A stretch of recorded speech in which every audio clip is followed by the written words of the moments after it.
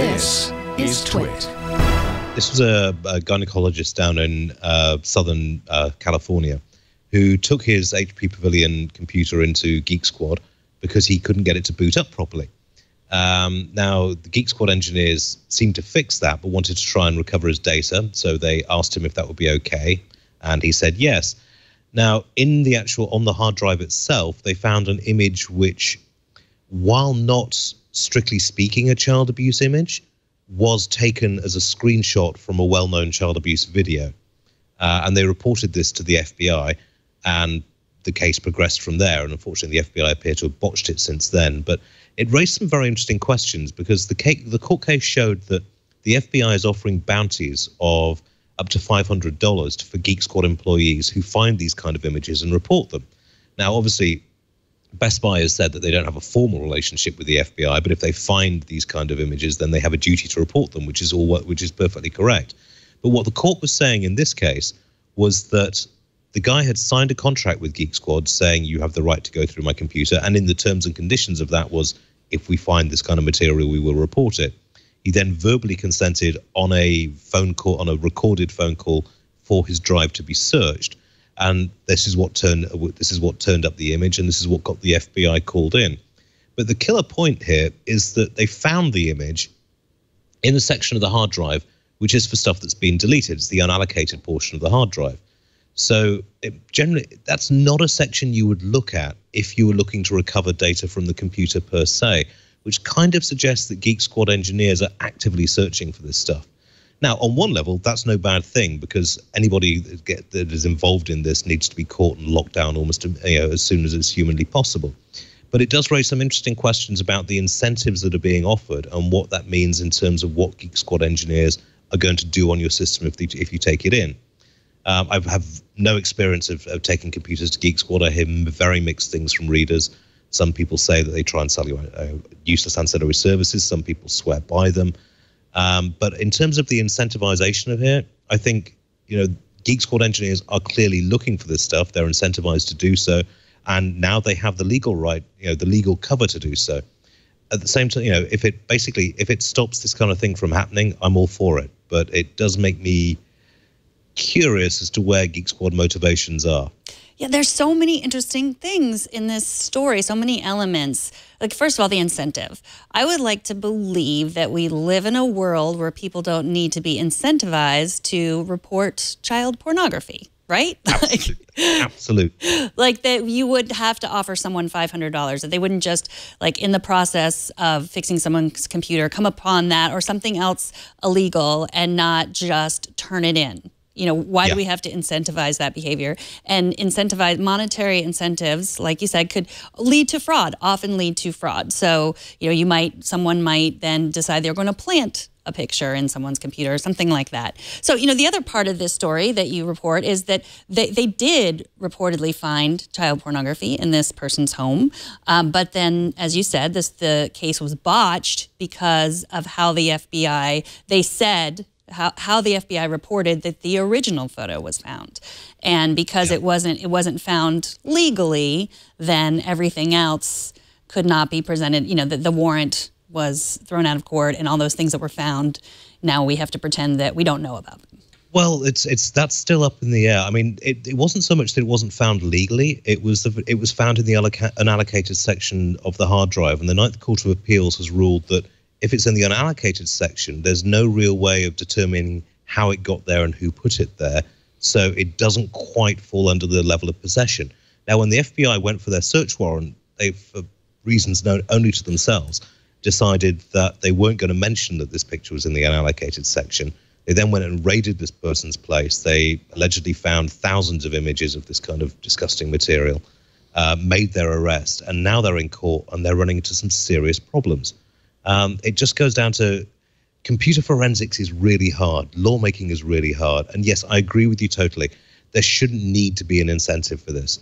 There was a famous case in the UK with a singer called Gary Glitter who, in a very similar circumstance, took his computer in to be fixed at the local computer repair shop and was taken down almost instantly. And there was no bounty needed there.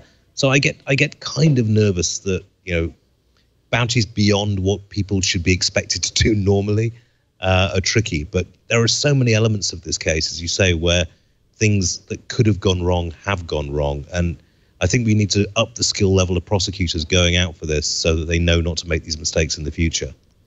And you say that Best Buy, who, the Geek Squad runs inside Best Buy, that they say they have no formal relationship with the FBI. I mean, is it legal for them to accept money from the FBI to report these things? Is it legal for the FBI to pay? I mean, how is it different than entrapment? Well, it's legal to pay informants under US law, to my understanding. It's legal. Best Buy doesn't have, as I say, a formal system, but at the same time, paying incentives to informants is, as I understand it, totally legal. I just question why the need to. I mean, if you find something like this on someone's computer, my first instance is go and find them and punch them to the ground and then call the police. But this is the way that the FBI feels they can incentivize people to look into hard drives. Now, I can understand that might be a little bit concerning for people that take their computers in, but very few people have this kind of material on their hard drives, and if they do, they deserve to be caught.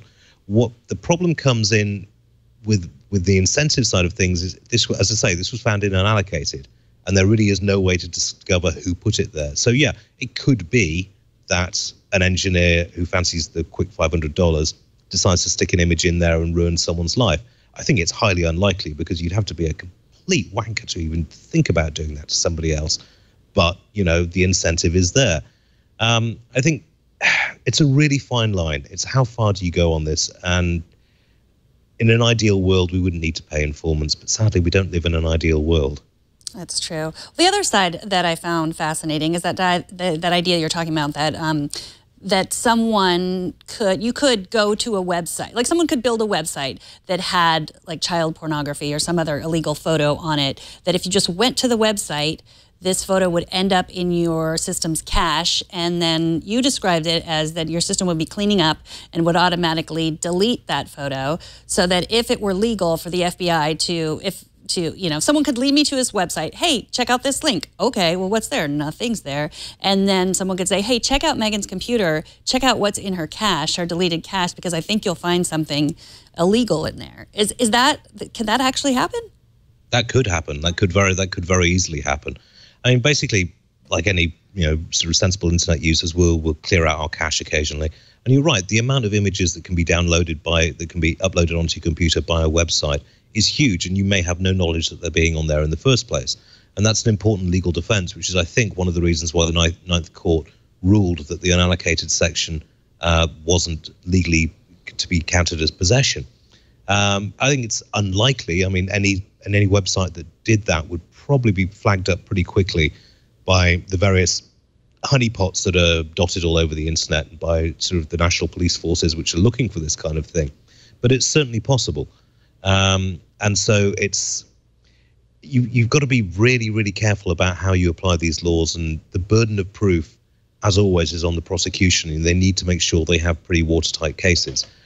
In this case, obviously, it's ongoing. My personal opinion is they seem to have found these images, and it doesn't look good for the doctor. But at the same time, we have a legal process for a reason, and sometimes it's galling when people walk away when they shouldn't, and it's good sometimes when people are found to be innocent long after they've been found guilty.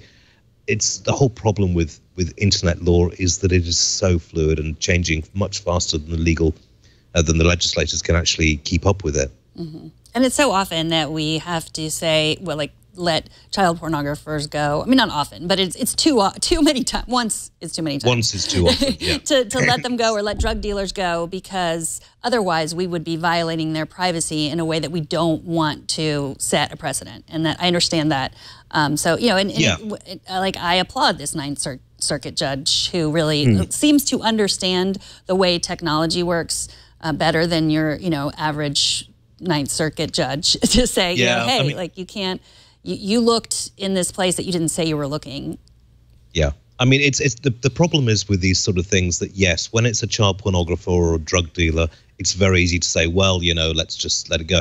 But then once that case law is set up and it's applied against other people who perhaps the police don't like, or it's applied in cases where it's not so clear cut, but the case law has been established, then you've taken away an essential privacy protection. So, I mean, this is why, for example, when the FBI wanted to crack iOS, they chose a San Bernardino terrorist phone, because who on earth would argue that a terrorist phone shouldn't be hacked?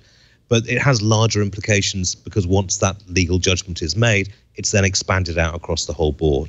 So you've got to be really, really careful about how you apply. Despicable as these people are, it's the law has to be the law, and it has to be decided without emotion.